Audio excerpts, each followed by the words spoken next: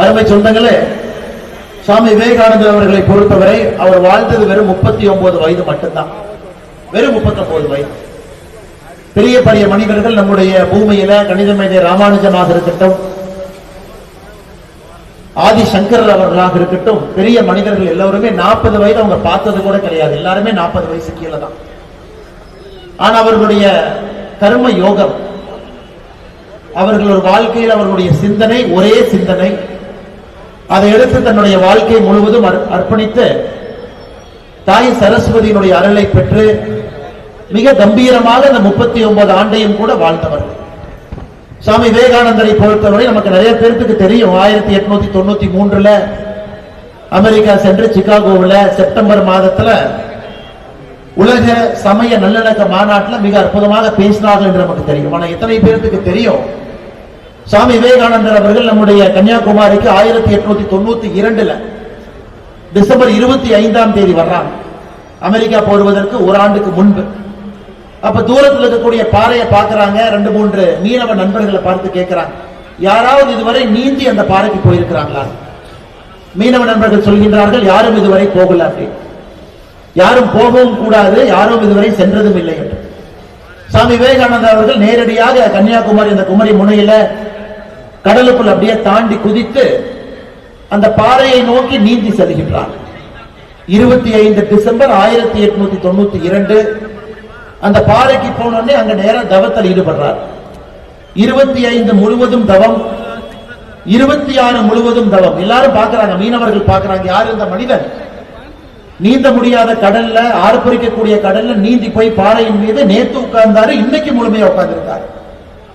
27 December அந்த நாள்ல மீனவர்கள் படகு எடுத்துக்கிட்டு போய் தவத்தில் இருந்த விவேகானந்தருடைய தவத்தை கலைத்து கரைக்கு கூட்டிட்டு வர்றாங்க.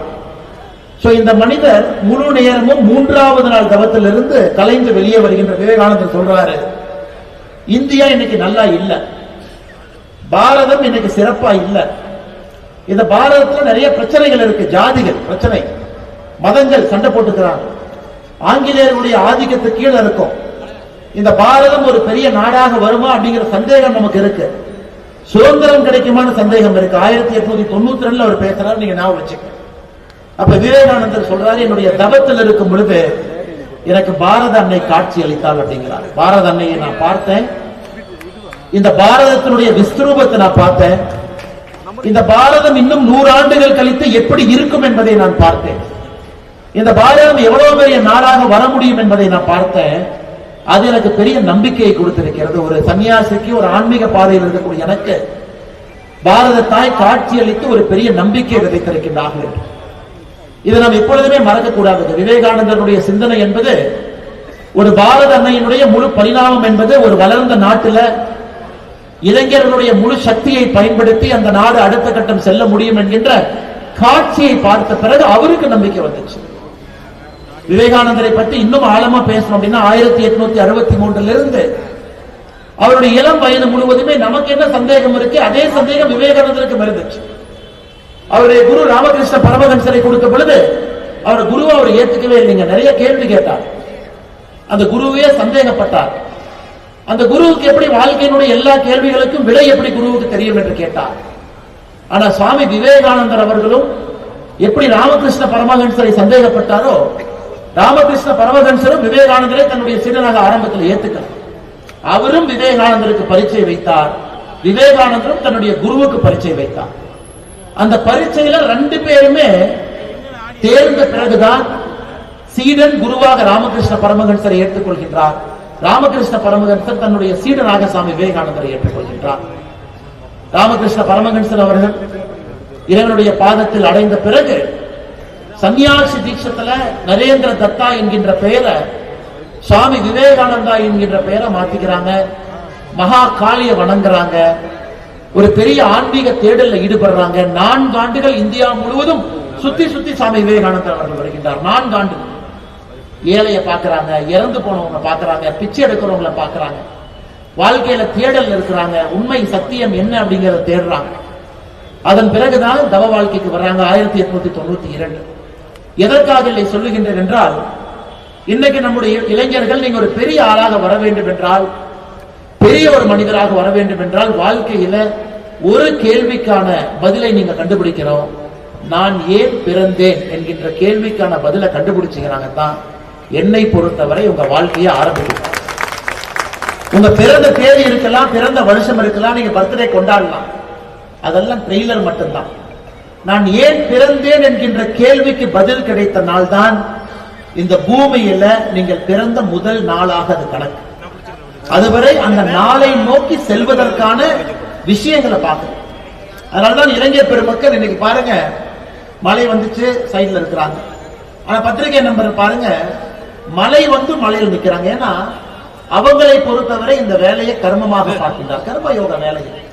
மழை வந்தாலும் பிரஸ்காரங்க ஒரு கொடையை பிடிச்சிட்டு நிற்பாங்க, ஒரு கோட்டை போட்டு நிற்பாங்க. என்னைக்கு நம்முடைய இளைஞர்கள் மழையோ இடியோ புயலோ சுனாமியோ எது வந்தாலும் அப்படி நிக்கிறாங்களோ அன்னைக்குத்தான் சாமி விவேகானந்தர் சொன்ன அந்த 100 இளைஞர்கள் நமக்கு எடுத்திருக்கிறார்கள். இதெல்லாம் இயற்கை உங்களுக்கு வைக்கக்கூடிய பரீட்சை. மழை பெய்யனால என்ன தோல் உறிஞ்சா போயிட போகுதுங்க, ஒன்னாகாது. இடி விழுந்தா நம்ம தலைமையில விழுத போகுது, ஒன்னாகாது. இது இயற்கை உங்களுக்கு வைக்கக்கூடிய பரீட்சை. இந்த பரீட்சை எல்லாம் நீங்க பார்த்து பாஸ் ஆகி வெளியே வரணும். எத்தனையோ நாட்கள் நீங்க பார்ப்பீங்க, ஏழைய பார்க்கணும், பணம் இல்லாதவங்களை பார்க்கணும், பிச்சைக்கார நண்பர்களை பார்க்கணும். ஒன்றொன்றும் உங்களுக்குள்ள கேள்வி ஏற்படுத்தும். நான் ஏன் பிறந்தேன், ஏன் பிறந்தேன், ஏன் பிறந்தேன், ஏன் பிறந்தேன் என்பதற்கு உங்களுக்கு ஒரு கேள்வி ஒரு நாள் பதில் கிடைக்கும். இதுக்குத்தான் நான் பிறந்தேன், பணம் சம்பாதிப்பதற்காக பிறந்தேன், தப்பே கிடையாது. பணம் சம்பாதிக்கிறது தப்பே கிடையாது. சேவை செய்வதற்காக பிறந்தேன், தப்பே கிடையாது. இல்ல நான் பத்திரிகையாளராக செய்தி சேகரிப்பாளராக இருப்பதற்காக பிறந்தேன், தப்பே இல்லை. ஆனால் ஏன் பிறந்தேன் என்பதை நீங்கள் மிக வேகமாக கண்டுபிடிக்க வேண்டும் என்கின்ற அன்பான வேண்டுகோளை நான் வைக்கின்றேன். காரணம், அது சொன்னீங்கன்னா மட்டும்தான் உங்க மனசு சமாதானம் ஆகும். உங்க மனசு சமாதானம் ஆகாத வரைக்கும் என்ன கிடைச்சாலும் நீங்க அதை ஏத்துக்கவே மாட்டீங்க. ஒரு வீடு வாங்குனீங்களா, இன்னும் 2 வீடு வேணும். ஒரு கார் வாங்குனீங்களா, 2 கார் வேணும். அமைச்சர் ஆயிட்டனா அடுத்து ஒரு பொறுப்பு வேணும். முதலமைச்சர் ஆயிட்டனா அடுத்து பிரதமர் ஆகணும்.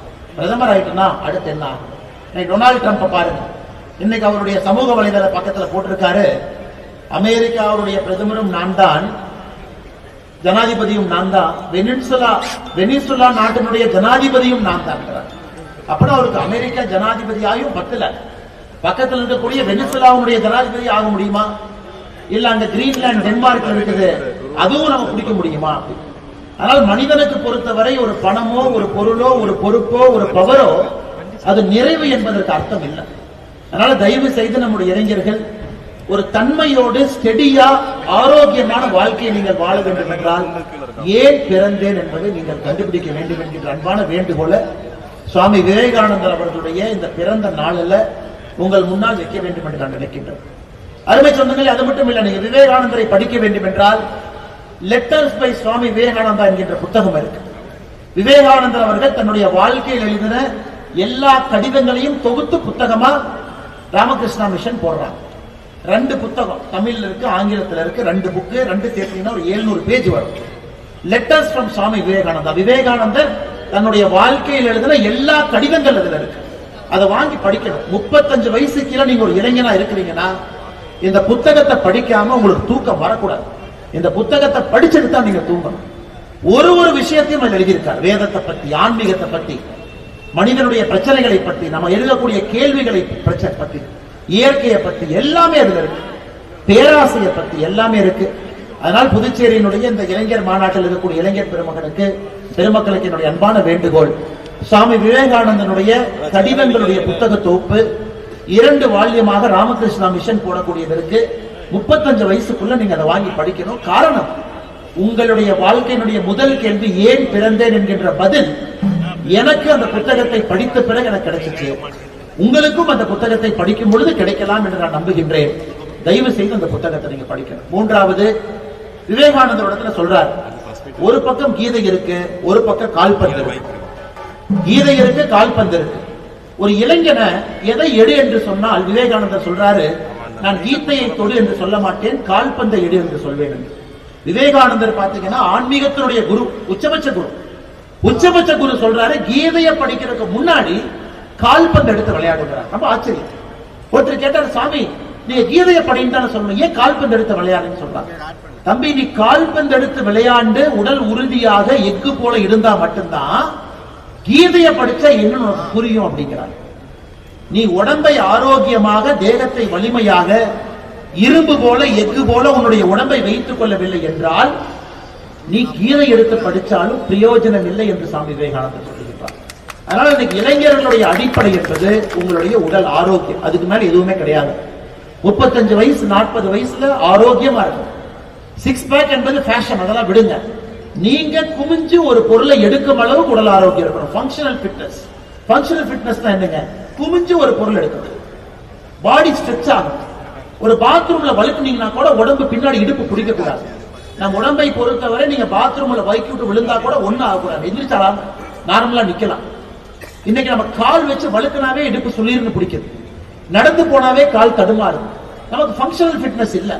எத்தனையோ பேர் ஜிம்முக்கு போய் வெயிட்டை தூக்கி 6 பேக் வச்சிருப்பாங்க. ஆனா அந்த புல்தடிக்கு பயில்வான் சொல்ற மாதிரி கீழே விழுந்தா ஏதோ இடுப்பு பிடிச்சிக்கிச்சுங்க, ஆனா 6 பேக் இருக்குங்க. விவேகானந்தர் அது போன்ற உடல் ஆரோக்கியத்தை சொல்ல. Functional fitness. யோக கலையை நல்லா பண்ணுங்க. இன்னைக்கு ஹட்டா யோகா நிறைய இருக்கு, அங்கமர்தன யோகா. யோகா அடுத்த கட்டம் போங்க. வெறும் யோகத்தை நான் தியானமா மட்டும் பண்ணுவேன், 2 ஸ்ட்ரெச்சிங் பண்ணுவேன். இன்னைக்கு அங்கமர்தன யோகா பண்ணீங்கன்னா 45 நிமிஷத்துல அப்படியே வேர்வை கொட்டும், வேர்வை கொட்டும். வெள்ளக்கார ஆச்சரியமா பாக்குறான். இந்தியானா யோகானா எல்லாம் அமைதியா மூச்சு தானே விடுவாங்க. இதெல்லாம் அங்கமர்தன யோகா, ஹட்டா யோகா அடுத்த கட்டம். விரலுடைய நுனி எடுத்து மூக்க தொட முடியும் ஹட்டா யோகா. விவேகானந்தர் இதைத்தான் சொல்றாரு. ஜிம்முக்கு போய் வெயிட் தூக்காதீங்க, டம்பளை தூக்கி இதெல்லாம் பண்ணாதீங்க. உங்களுடைய காலுடைய நுனியை எடுத்து உங்களுடைய மூக்கை தொட முடிந்தால் ஹட்ட யோகத்துல நீங்க ஓரளவுக்கு நீங்க தேர்ச்சி பெற்றிருக்கீங்க. அதனால இதையெல்லாம் யோசிங்க. இதெல்லாம் நம்முடைய பாரம்பரிய மண்ணில் இருக்கு. இளைஞர்கள் இதையெல்லாம் தேடி தேடி கத்துக்கணும். ஹட்ட யோகா என்ன, அங்கமர்தன யோகா என்ன, யோகத்தையே உடல் பரிச்சையா செய்ய முடியுமா? இதெல்லாம் செய்யும் பொழுது சத்தியமா உங்க உடம்புல கேன்சர் என்கின்ற நோய் வருவதற்கு வாய்ப்பே. ரிசர்ச் என்ன சொல்லுதுங்க? உடம்புல கேன்சர் செல் இருக்குன்னா நார்மல் செல்லை விட 7 மடங்கு அது சாப்பிடும். ஒரு கேன்சர் செல் உடம்புல இருக்கு. நீங்க எங்க பார்த்தாலும் கேன்சர், எந்த வீட்டுக்கு போனாலும் கேன்சர். மாமா வீட்டுக்கு போனா கேன்சர், சித்தப்பா வீட்டுக்கு போனா கேன்சர். ஆனா பேரை மட்டும் மாத்தி மாத்தி சொல்றாங்க. என்ன பேரு நமக்கே புதுசா இருக்கு. கேன்சர் ஏன் வருது? கேன்சர்ல உருவாகக்கூடிய ஒரு செல் நார்மலா இருக்கிற செல்லை விட அது 7 மடங்கு அந்த கேன்சர் செல்லுக்கு எனர்ஜி வேணும். அப்ப கேன்சர் செல்லுக்கு போற எனர்ஜியை குறைச்சிட்டீங்கன்னா கேன்சர் செல் செத்து போயிடும். எப்படி நம்ம பண்ணணும்? இத்தனை காலமாக இந்தியாவில் பாரதத்துல விரதம் இருக்கு. 24 மணி நேரம் விரதம் இருந்தீங்கன்னா கேன்சர் செல்லுக்கு போற எனர்ஜியை கட் பண்ணீங்கன்னா செல் செத்து போயிடும். சஷ்டி விரதம் 7 நாள் இருந்தீங்கன்னா உடம்புல 1-2 கேன்சர் செல் இருந்தா எல்லா உடம்புலயுமே கேன்சர் செல் இருக்குதுங்க ஐயா. இங்க இருக்கிறவங்க யாரு உடம்புலயுமே கேன்சர் செல் இல்லைன்னு அர்த்தம் இல்லை. அந்த கேன்சர் செல் பெருகும் பொழுதுதான் அது கேன்சரா மாறுது. சின்ன சின்ன கேன்சர் செல் அங்கங்க அது ஒளிஞ்சிருக்கும், நமக்கு தெரியாது. அது பரவும் பொழுதுதான் நம்ம சொல்றோம் ஸ்டேஜ் 1, ஸ்டேஜ் 2, ஸ்டேஜ் 3, ஸ்டேஜ் 4. இத்தனை காலமா நாம என்ன பண்ண? செவ்வாய்க்கிழமை விரதம், வாரத்துக்கு ஒரு நாள் சாப்பிடாதீங்க. ஆட்டோமேட்டிக்கா உடம்புல கேன்சர் செல் இருந்தா செத்து போயிடும். சனிக்கிழமை சாப்பிடாதீங்க, கேன்சர் செல் செத்து போயிடும். வருஷத்துக்கு ஒருக்கா பாடி கிளீன் பண்ணுமா, 7 நாள் விரதம் இருங்க, மொத்த கேன்சர் செல் செத்து போயிடும். எப்படி நம்ம முன்னோர்களுக்கு கேன்சர் வந்துச்சு? யாருக்குமே வரல. நாம விரதத்தை விட்டாச்சு, ஃபாஸ்ட் ஃபுட்டை சாப்பிடுறோம். கென்டக்கி ஃப்ரைட் சிக்கன் ஏதோ பேரெல்லாம் வச்சிருக்காங்க, எல்லாத்தையும் எடுத்து சாப்பிடுறோம். அப்ப என்ன ஆகுங்க? உடம்புல அவ்வளவு எனர்ஜி உள்ள போகும் பொழுது கேன்சர் செல்லுக்கு அந்த எனர்ஜி வேணும். இளைஞர்கள் இதைத்தான் ஃபாலோ பண்ண விவேகானந்தர் சொல்றாரு. வேற எந்த கம்ப சூத்திரமும் சொல்ல. ஆரோக்கியமா சாப்பிடுங்க, ஆரோக்கியமா இருங்க, யோக கலையை ஃபாலோ பண்ணுங்க, ஃபங்க்ஷனல் ஃபிட்டா இருங்க, ஒரு ஸ்போர்ட் விளையாடுங்க. ஆனா நாம இன்னைக்கு அங்கிருந்து எதுக்கு போயிட்டோம்னா செல்போனுக்கு போயிட்டோம். செல்போன்ல டைப் பண்ணிக்கிறோம், வாட்ஸ்அப்ப பாக்குறோம், இன்ஸ்டாகிராம்ல ரீல் வைக்கிறோம், யூடியூப்ல ஷார்ட்ஸ் போடுறோம், ட்விட்டர்ல ட்வீட் பண்றோம். இதுக்கு நாம் நேரம் செலவழிக்கும் பொழுது உடல் ஆரோக்கியத்திற்கும் தேக ஆரோக்கியத்திற்கும் மன ஆரோக்கியத்திற்கும் எங்கிருந்து நேரம் கொடுக்க முடியும்? ஆனால் அன்பு சொந்தங்களே, இந்த விவேகானந்தருடைய தினத்துக்கு இத்தனை பேர் நம்ம வந்திருக்கோம். நம்ம வந்தோம், அவார்டு கொடுத்தாங்க, உள்துறை அமைச்சர் வந்தாங்க, சூப்பரா பேசினாங்க, மாநில தலைவர் அருமையா பேசினாங்க. இந்த விழாக்கு 5 எம்எல்ஏ வந்திருக்கிறாங்க, 3 அமைச்சர் வந்திருக்கிறாங்க. ரொம்ப சந்தோஷம். அதுக்காக இந்த விழா இல்லைங்க. இந்த விழாவிலிருந்து வெளியே போகும் பொழுது நம்ம 3 விஷயம் என்ன கத்துக்கிட்டோம் அப்படிங்கிறது தான் இந்த விழா. 3 விஷயம் என்ன கத்துக்கிட்டோம்? நல்லா சாப்பிடணும், இளைஞர்கள் ஆரோக்கியமா இருக்கணும், உடல் தேகத்தை பலமா வச்சுக்கணும். அதன் பிறகுதான் எல்லாமே. அதன் பிறகு நீ கீதையை படி. கிருஷ்ண பரமாத்மா அர்ஜுனனுக்கு சொல்ல எல்லா ரகசியமும் உனக்கு புரியும். ஆனா நாம இன்னைக்கு கீதையை படிச்சாமே ஒண்ணுமே புரியல. என்ன சொல்றாரு? அது இங்கிலீஷ் டிரான்ஸ்லேஷன் புக்கை கொடுங்க, தமிழ் மொழியாக கொடுங்க, மொழிபெயர்ப்பை கொடுங்கன்னு கேட்கறோம். ஆனால் அன்பு சொந்தங்களே, இளைஞர் பெருமக்கள், விவேகானந்தருடைய கடிதங்கள் தொகுப்பு 2 புக் இருக்கு. ராமகிருஷ்ணா மிஷன் நீங்க படிக்கணும். முக்கியமா உடம்ப ஆரோக்கியமா உணவுல கட்டுப்பாடோட வாழணும். ஒரு சுய கட்டுப்பாடு, தூங்குற நேரம் எந்திரிக்கிற நேரம் மிச்ச நேரத்தை சுய கட்டுப்பாடோடு வாழுங்க. இந்த 3-4 விஷயங்கள் மட்டும்தான் உங்களுக்கு சொல்ல வேண்டும் என்கின்ற ஆசை. இளைஞரணியை பொறுத்தவரை இன்னைக்கு புதுச்சேரி மாநிலத்தினுடைய இளைஞரணிக்கு புதுச்சேரி மாநிலத்தினுடைய தலைவர் ஒரு பிரஷர் டெஸ்ட் வச்சிருக்காரு. ஒரு பிரஷர் டெஸ்ட். இன்னைக்கு இளைஞரணி தம்பிகள் நீங்களே எல்லாத்தையும் கூட்டிட்டு வரணும். பணம் கொடுத்து யாரையும் இந்த கூட்டத்துக்கு கூப்பிடக்கூடாது. ஆர்வம் இருக்கக்கூடிய இளைஞர்கள் மட்டும்தான் இந்த கூட்டத்துக்கு வரணும். ஆர்வம் இல்லாத இளைஞர்களை நீங்க கூப்பிடாதீங்க, அவங்க மட்டும் வரணும். ஒரு பெரிய பிரஷர் டெஸ்ட் வச்சிருக்காங்க. நான் உண்மையாலும் மனதார பாராட்டுகின்றேன். காரணம், உண்மை சத்தியம் எங்கிருக்கிறதோ அங்கே மட்டும்தான் நேர்மை இருக்கு. 10,000 பேர் சேர்த்திட்டோம், 50,000 பேர் சேர்த்திட்டோம், எதுக்கு 50,000 பேர் வந்தாங்கன்னு தெரியாம வர்ற 50,000 பேர் நமக்கு வேண்டாம். ஏன் வருகின்றேன் என்று தெரிந்து வருகின்ற 1000 பேர் நமக்கு போதும். விவேகானந்தர் எதிர்பார்க்கக்கூடிய அந்த 1000 பேர் ஏன் வருகின்றேன் என்று தெரிந்து வரக்கூடிய இளைஞர்கள். இன்னைக்கு வந்திருக்கக்கூடிய எல்லா இளைஞர் பெருமக்களுக்கும் என்னுடைய நெஞ்சார்ந்த மனமார்ந்த நன்றிகளை தெரிவித்து, இளைஞரணியினுடைய தலைவர், இளைஞரணியினுடைய சொந்தங்கள், மண்டல் அளவிலிருந்து ஒரு குழுவை நீங்க எடுக்கணும். கொஞ்சம் கொஞ்சமாக நல்ல தேசியவாத இளைஞர்களை சேர்க்கணும். மண்டல இருந்து மாவட்டத்துக்கு வரணும். இது முழு நேர வேலையாக சங்கல்பமாக இளைஞரணிக்கு எதிர்பார்ப்பு இருக்கக்கூடாது. என்னுடைய அன்பான வேண்டுகோள், இளைஞரணியை பொறுத்த வரைக்கும், ஏன்னா அரசியல நாம் இருக்கோம், வேற வழி இல்ல. புனை பெயர் பட்ட பெயர் நமக்கு மக்கள் கொடுத்துறாங்க. ஏன்னா அரசியல் இருக்கிறதுனால அதுவும் சில கெட்ட பழக்கங்கள் நம்மோடு ஒட்டி கொள்கிறது. அதெல்லாம் ஓகே. ஆனா இளைஞரணியை பொறுத்தவரை எதுவுமே இல்லாத ஒரு கர்ம யோகியாக இளைஞரில் இருக்கக்கூடிய தம்பிகள் இருக்கணும். அவங்களுக்கு டைட்டில் தேவையில்லை, பொறுப்பு தேவையில்லை. நான் மாநில தலைவராக இருந்தா தான் வேலை பார்ப்பேன், பொதுச் செயலராக இருந்தா தான் வேலை பார்ப்பேன், சேர் போட்டா தான் வேலை பார்ப்பேன். இளைஞரணி தம்பியை பொறுத்தவரை தரையில் உட்கார்ந்து வேலை பார்க்கணும். அதுதான் பாரதிய ஜனதா கட்சி இளைஞரணி. ஏன்னா அடுத்த தலைவர் என்பது பாரதிய ஜனதா கட்சி இளைஞரணியிலிருந்து தான் உருவாகும். நமக்கு அடுத்த தலைவர் கர்மயோகியா வரணும். இளைஞரணியில் இன்னைக்கு அடிபட்டு மிதிப்பட்டு நசுக்கப்பட்டு இளைஞரணியில எல்லா கஷ்டத்தையும் பார்த்து, சேர் எடுத்து போறது, சேர் எடுத்து வைக்கிறது, எல்லாத்தையும் பார்த்து, டேபிள் தொடச்சு, அலுவலகத்தை கிளீன் பண்ணி, அப்படி அந்த வேலையை செய்யக்கூடிய இளைஞன் தான் ஒரு கர்ம யோகியாக எந்த எதிர்பார்ப்பும் இல்லாத ஒரு நல்ல தலைவனாக வருகின்றான். அதனால் இளைஞரணி தம்பிகளை பொறுத்தவரை அப்படிப்பட்ட நல்ல தலைவர்களாக நீங்க உருவாகணும். எதையும் நீங்க எதிர்பார்க்க கூடாது. எதன் மேலையும் உங்களுக்கு பற்று பாசம் இருக்கக்கூடாது. அரசியல சீட் கொடுப்பாங்களா, எம்எல்ஏ சீட் கொடுப்பாங்களா, மாநில தலைவர் பக்கத்தில் நிக்க வச்சு போட்டோ எடுப்பாரா, மாநில தலைவர் நம்மளை பார்த்து சிரிக்கலினா என்ன பண்ணுவாரு, எதுவும் நினைக்காது. மாநில தலைவருக்கு வேலை செய்வதற்காக இளைஞரணி, கட்சிக்கு வேலை செய்வதற்காக இளைஞரணி. தரையில் அமர்ந்தாலும் அதே சந்தோஷம், மேடையில நமச்சிவாய் என்ன பக்கத்துல சேர் கொடுத்தாலும் அதே சந்தோஷம், ஓரத்துல நிக்க வச்சாலும் அதே சந்தோஷம், கேட்டுக்கு வெளியே டிராபிக் ரெகுலேட் பண்ணுங்கனாலும் அதே சந்தோஷம், வெளியே போய் கொடிய கட்டுங்க அதே சந்தோஷம், நிகழ்ச்சிக்கு வர வேண்டாம் மாவட்டத்திலிருந்து பின்னாடி வேலை செய்யுங்கனாலும் அதே சந்தோஷத்தோடு இளைஞரணி இருந்தா, பாரதிய ஜனதா கட்சி புதுச்சேரிக்கு நமக்கு இளைஞர்கள் வேண்டும் என்று சொல்வதை விட கர்மயோகியாக இருக்கக்கூடிய இளைஞர்கள் நமக்கு வேண்டும். காரணம், இந்த கட்சி இன்னும் அடுத்தடுத்த காலம் பெருசா வளரும். அண்ணா சொன்னாங்க, மிக சிறந்த ஆட்சி நாம் கொடுத்துட்டு இருக்கோம். மறுபடியும் 5 ஆண்டு பத்தாதுங்க. ஜனநாயகத்தை பொறுத்தவரை 5 ஆண்டு என்பது எப்பவும் பத்தாது. மறுபடியும் 5 ஆண்டு, 25 ஆண்டுகள் 30 ஆண்டுகள் மத்திய பிரதேசல, குஜராத்ல பாரதிய ஜனதா கட்சியுடைய ஆட்சி இருக்கு. இன்னமும் நாம டே 1 மாதிரி வேலை பார்க்கிறோம். 25 ஆண்டுகள் ஆட்சியில் இருந்தாலும் கூட 25 வருஷம் இருந்துட்டு நம்ம சொல்ல, இன்னும் முதல் நாள் ஆட்சியில் இருந்தால் எப்படி இருப்போமோ அதே வைராக்கியத்தோடு வேலை பார்க்கின்றோம். அதனால் புதுச்சேரியினுடைய மாற்றம் என்பது இன்னும் பல ஆண்டுகள் இங்கே பாரதிய ஜனதா கட்சி தேசிய ஜனநாயக கூட்டணி ஆட்சியில் இருக்கணும். அதற்கு இளைஞர் இங்கிருந்து தலைவர்கள் நீங்க ஃபீட் பண்ணிக்கிட்டே இருக்கணும். இளைஞர் அணியிலிருந்து மாவட்ட தலைவர், இளைஞர் அணியிலிருந்து மாநில தலைவர், இளைஞர் அணியிலிருந்து தேசிய தலைவர், அப்படித்தான் வரணும்.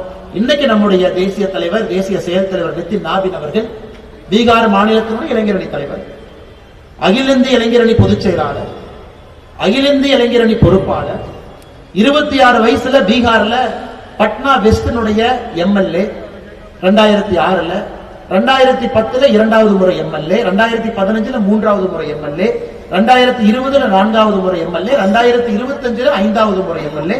இன்னைக்கு அவருக்கு வயசு வெறும் 46. அப்ப பாரதிய ஜனதா கட்சி இளைஞரணியிலிருந்து ஒருத்தரை கண்டுபிடிச்சு அவரை குரூம் பண்ணி எம்எல்ஏ ஆக்கி அவருக்கு பொறுப்புகள் கொடுத்து 3 முறை நிதிஷ்குமார் அவர்கள் ஆட்சியில அமைச்சரவையில் இருந்து தேசிய செயல் தலைவர் பொறுப்பு வரும் வரை, அதற்கு முன்னாடி நாள் வரைக்கும் பீகார்ல அமைச்சராக இருந்தார். அனைத்த பொறுப்பை துறக்கிறாரு. ஏன்னா இளைஞரணியை பொறுத்தவரை அந்த லீடர்ஷிப்பை மேல தூக்கி கொண்டு வரணும். அதனால் புதுச்சேரியுடைய இளைஞரணியுடைய அன்பு தம்பிகள் மிகச் சிறப்பாக இந்த நிகழ்ச்சியை நடத்தி கொண்டிருக்கின்றீர்கள். அதற்காக என்னுடைய மனமார்ந்த வாழ்த்துக்களையும் தெரிவித்து, இன்னும் உயர, இன்னும் மேல, இன்னும் வலிமையாக, இன்னும் பலமாக உங்களுடைய செயல்பாடுகள் இருக்கட்டும். எல்லா வல்ல இறைவன் சுவாமி விவேகானந்தருடைய அருள் உங்களுக்கு முழுமையாக கிடைக்கட்டும் என்று சொல்லி இந்த நிகழ்வுக்கு வந்திருக்கக்கூடிய எல்லா அன்பு சொந்தங்கள், குறிப்பாக காவல்துறை நண்பர்கள், பத்திரிகை நண்பர்கள் எல்லோருக்குமே எதை பத்தி கவலைப்படாதீங்க. ஒரு 2 காலி சேர் இருந்தா பிரஸ் அவங்க போட்டோ எடுப்பாங்க, அதை போடுவாங்க, அதை ட்ரோல் பண்ணுவாங்க, அதை மீன் பண்ணுவாங்க. அது எல்லாம் எதையும் கட்டக்கூடாது. நமக்கு தேவை 100 இளைஞர்கள் வந்தாலும் அந்த 100 பேர்த்தை வைத்து கட்சியை வளர்த்துக்கிட்டு போகணும்.